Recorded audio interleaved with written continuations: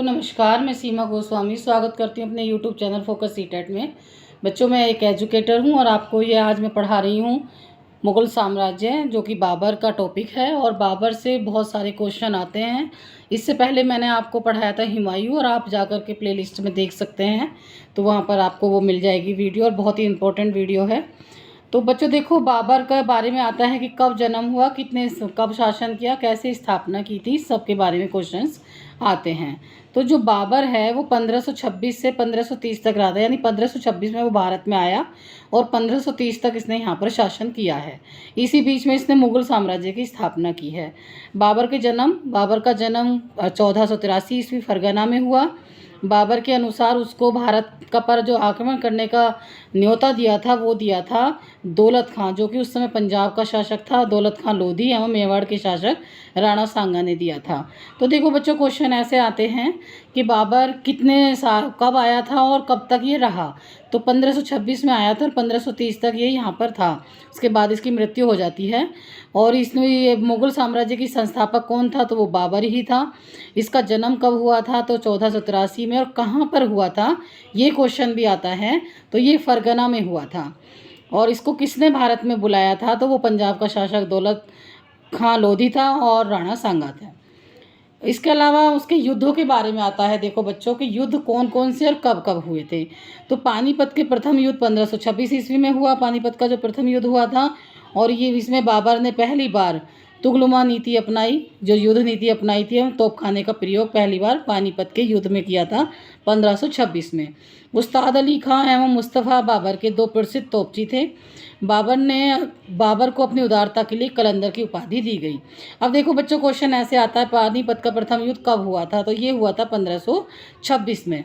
और बाबर ने पहली बार तुगलमा नीति कब अपनाई थी, तो वो अपनाई थी 1526 पानीपत के युद्ध में।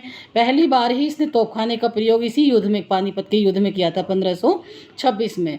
इसके तोपचियों के बारे में पूछा जाता है, जो कि तोप चलाते थे। उस्ताद अली खां मुस्तफ़ा बाबर के दो प्रसिद्ध तोपची थे, जिनके बलबूते पर इसने ये सारे युद्ध जीते हैं, क्योंकि अच्छे जो तोप थी इसके पास, अच्छी तोप थी, जिनकी वजह से ये युद्धों में जीत हासिल करता जाता है।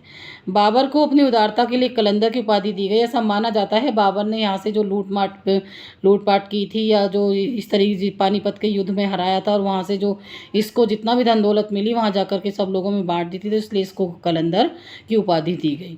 खानवा का युद्ध होता है, द्वितीय युद्ध खानवा का युद्ध होता है 1527 ईस्वी में। 1527 ईस्वी में खानवा का युद्ध होता है, और इस विजय के बाद बाबर ने गाजी की उपाधि धारण की थी।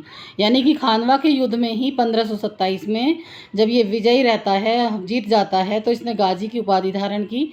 इस युद्ध में बाबर ने जिहाद का नारा दिया था। बच्चों, क्वेश्चन ऐसे आता है कि जिहाद का नारा बाबर ने कब दिया, तो खानवा के युद्ध 1527 में, यानी जो द्वितीय युद्ध हुआ था उसमें दिया।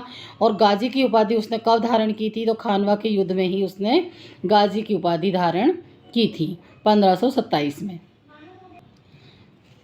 इसके बाद बच्चों, चंदेरी का युद्ध होता है मैदनी राय के बीच में, और मैदनी राय को 1528 में ये हरा देता है। फिर इसका चौथा युद्ध जो होता है, चतुर्थ युद्ध यानी फोर्थ युद्ध में, इसने 1529 ईस्वी में बिहार एवं बंगाल की संयुक्त अफगान सेना को हराया था। यानी इसके खिलाफ दोनों मिलकर के लड़ रहे थे, अफगानी सेना, बंगाल और बिहार की अफगानी सेना, उनको भी इसने 1529 में हरा दिया था। तो क्वेश्चन ऐसे आता है, चंदेरी का युद्ध कब हुआ था, तो 1528 में। किस किस के बीच हुआ था, मैदनी राय और बाबर के बीच में। घाघरा का युद्ध कब हुआ था, 1529 ईस्वी में। बिहार एवं बंगाल की संयुक्त सेना को इसने हराया था। तो क्वेश्चन ऐसे पूछ लेते हैं, किसको हराया था 1529 में घाघरा के युद्ध में, तो ऑप्शन में आएगा ये बिहार एवं बंगाल की संयुक्त अफगान सेना को हराया था बाबर।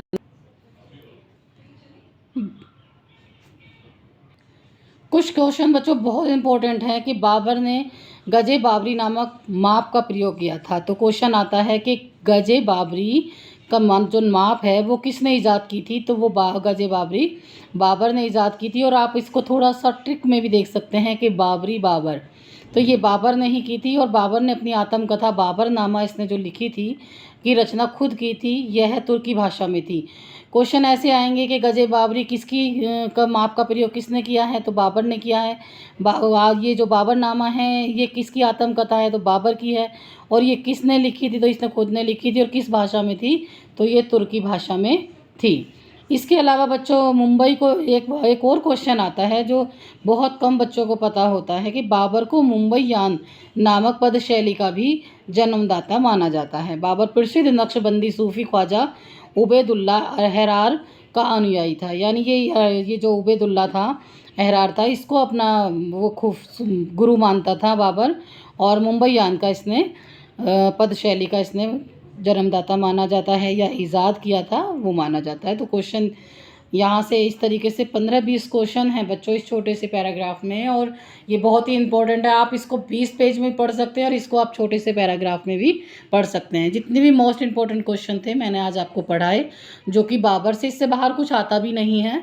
मैंने खुद इतने एग्ज़ाम्स दिए हैं टीचिंग के भी और यूपीएससी के भी, तो इसमें से ही सारा क्वेश्चंस आते हैं। तो बच्चों अगर वीडियो पसंद आई तो शेयर कर दें, सब्सक्राइब कर लें। और कुछ बच्चे बोलते रहते हैं कि वो नहीं आती है हमारे पास नोटिफिकेशन, तो उसका एक रीज़न है कि आपको बेल आइकॉन को प्रेस करना होगा, तभी आपको नोटिफिकेशन पहुंचेगा। धन्यवाद।